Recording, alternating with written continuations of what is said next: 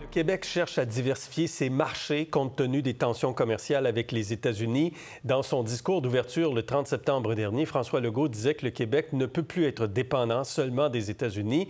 L'Europe est certainement un marché à développer pour le Québec et le délégué général du Québec à Paris est de passage au Québec ces jours-ci pour une série de rencontres avec des entrepreneurs dans l'espoir de multiplier les échanges commerciaux entre le Québec et la France. Avec nous ce soir, Henri-Paul Rousseau, délégué général du Québec à Paris. Bonsoir, M. Rousseau. Bonsoir, M. Fillon. Plaisir de vous accueillir. D'abord, un constat. Je vais mettre des chiffres sur la table, puis ça va partir de notre discussion, puis vous allez le voir dans le tableau.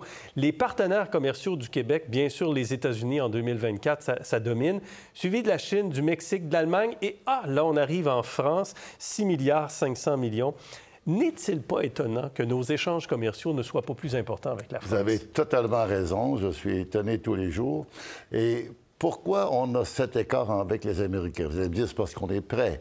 Oui, mais la vérité, c'est que l'échange n'est pas entre pays. Il est entre entreprises. Il faut comprendre ça. Puis quand les entreprises échangent entre elles, c'est parce qu'il y en a une qui est intégrée soit à la chaîne d'approvisionnement ou de création de valeur de l'entreprise, ou soit dans son réseau de distribution. Alors nous, avec les années, c'est naturel, Nord-Sud, on a maintenant une économie québécoise et canadienne très intégrée. 60 de ce qui est échangé entre le Canada et les États-Unis, ce sont des biens qu'on appelle intermédiaires. C'est-à-dire, ils vont traverser la frontière 2, 3, 4, 5, 6 fois. Le Ford 150 traverse, ça a l'air 11 fois. Absolument. Donc, c'est les pièces qui sont intégrées, c'est la machinerie qui est intégrée. Ça, c'est 60 L'autre 20 ce sont des équipements et des biens d'investissement. Donc, 80 c'est vraiment du commerce entre entreprises. Il y a très peu de transactions directes entre un consommateur canadien et québécois et un fournisseur américain. On passe par des entreprises. Et ça dit qu'on est intégré sur le plan industriel. Ce qu'on n'a pas avec la France. Bien non, mais curieusement, on a une grande opportunité. Il y a 400 entreprises françaises chez nous, au Québec. Il y en a plusieurs dans des grands secteurs, dont l'aéronautique, la sécurité, la défense, l'informatique, tout ça. Donc, c'est pour nous une belle occasion de faire en sorte que nos entreprises s'intègrent ici, en territoire québécois, dans la chaîne d'approvisionnement de ces partenaires français. Mais c'est quand même particulier, compte tenu des liens culturels, des liens historiques avec la France, qu'on n'ait pas développé davantage nos liens économiques avec la France. On a quand même réussi quelque chose. C'est pas pour rien que les Français, maintenant, en termes de propriété des entreprises installées au Québec, c'est le deuxième après les Américains. Donc ça, c'est important. On part de là. Et c'est pas, ça ne va pas des années, c'est peut-être sur 25 ans que ça s'est fait. Et maintenant, il y a aussi une autre chose. Les Français ont, au Québec, une petite France, un petit Paris dans certaines régions de Montréal, mais ils sont présents dans toutes les régions. Et moi, je dis maintenant aux Français, le Québec, sur le plan économique, est la 14e région de la France. Pourquoi? Parce que ce sont vos entreprises qui sont dominantes en 4-5 secteurs.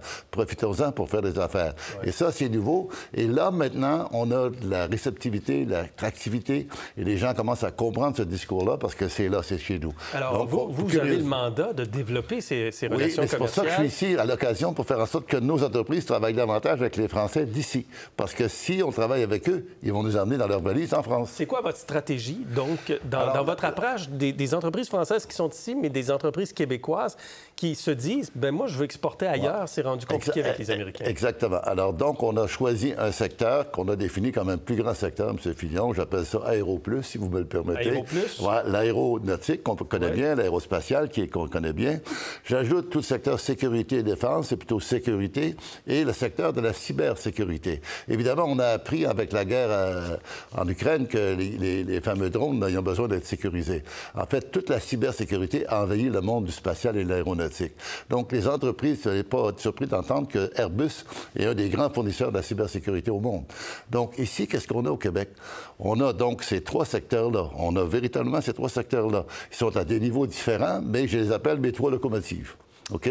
Attachons 3 wagons aux 3 locomotives. Oui. Le premier wagon, c'est tout ce qui s'appelle les technologies de pointe, l'IA qu'on est fort, ainsi que l'ingénierie de pointe. On a des très grandes entreprises d'ingénierie de pointe. Ça, maintenant, ça fait partie vraiment du wagon de ce qu'on appelle, ce qui est le soft, comme on dit, c'est-à-dire les services autour de ces entreprises-là. Le deuxième wagon, c'est ce qui est plus lourd. C'est le manufacturier de pointe, c'est la capacité de transformer des matériaux, et on a un certain nombre de matériaux dont on peut transformer former davantage. Et le dernier, c'est tout ce qui est autour de la cybersécurité.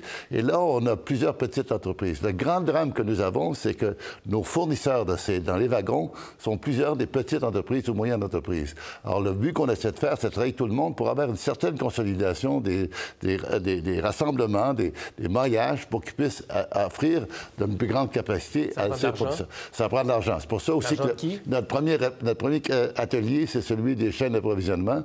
Notre deuxième, c'est celui des consortiums, c'est-à-dire travailler ensemble pour gagner des concours nationaux un peu partout. Et le troisième, c'est le capital. Donc, ces trois chantiers-là sont actifs et en France et au Québec, et le train est parti, pour ainsi dire. Pourquoi les entreprises québécoises, cela dit, investiraient dans un pays qui est décoté ces jours-ci, qui est en crise politique, qui est en crise budgétaire? La première chose qu'ils vont faire, c'est de travailler avec des entreprises françaises ici. On est en territoire québécois, canadien.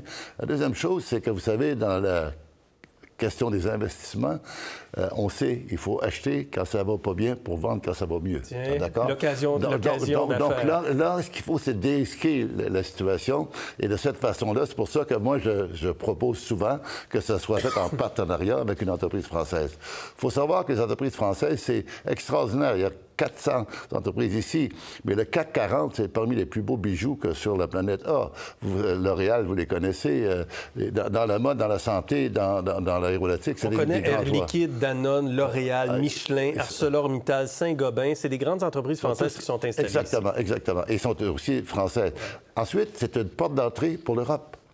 Cette relation que nous avons entre le Québec et la France, vous avez totalement raison, si on l'intensifie au niveau économique comme on l'a au niveau culturel, politique et scientifique, parce que nos universités sont très reliées aux universités françaises et nos centres de recherche aussi, c'est une belle porte d'entrée pour l'Europe. Et c'est dans ce sens-là que cette relation est un véritable trait d'union entre le Canada et l'Europe. Dans son discours d'ouverture, François Legault a dit que les entreprises québécoises ont soif de capitaux et il demande à la Caisse d'augmenter la part de ses investissements dans l'économie pour les soutenir. Vous avez dirigé la Caisse, bien sûr, de 2002 à 2008. Quel rôle les caisses de retraite ont à jouer dans un contexte de crise comme présentement? D'abord, la première chose qu'il faut se dire, c'est qu'on est chanceux au Canada. Et votre invité, tantôt, Stéphane en a parlé, M. Marion, que dans les années 90 au Canada, mais au Québec, dans les années 60, on a mis de côté les sous, on a capitalisé nos régimes de retraite. C'est ce qui fait la grande différence entre la situation financière du Canada et celle des pays européens qui ne sont pas capitalisés. D'ailleurs, les pays européens d'Europe qui sont capitalisés au niveau des pensions n'ont pas le problème. Donc ça, c'est un grand plus. On a ça. Une grande force. Grande force. Maintenant, cette grande force-là, pendant longtemps, on a investi à l'étranger beaucoup. Et la principale raison, si vous interrogez les chefs d'investissement de ces grands 8 caisses de retraite, pas uniquement la Caisse de dépôt, j'étais là, c'est qu'on manque de projets. Alors là, ce que M. Corday est en train de faire, c'est de mettre sur la table un portefeuille de projets. Maintenant, il y aura des projets très risqués, moyennement risqués, et moins risqué. Et c'est là qu'il faudra le faire de façon intelligente. Et je pense que le projet, la mise en place de ce portefeuille de projet-là va attirer nos grands fonds de retraite, incluant la Caisse, d'y participer. Vous êtes toujours aussi passionné et autant passionné, M. Rousseau. Vous aimez ce que vous faites depuis un an maintenant? Tout à fait. Je regarde toujours en avant, moi. C'est ça la vie. Et aujourd'hui, on a une difficulté énorme. On vit dans un monde plein de ruptures, de discontinuité. C'est plus insécurisant. On a des guerres. On a un environnement qu'on n'a jamais eu. Mais les entreprises, ce sont fondamentalement des gens, des organisations qui veulent survivre, ils se battent. Et donc, en se collant avec eux autres, on est capable de réussir des projets qui sont collectivement intéressants. Merci, M. Rousseau. Ça fait plaisir, M. Fillon. Merci. Bon retour à Paris cette semaine. Merci. Au revoir. Pour voir nos émissions en entier, rendez-vous sur la chaîne Ici RDI.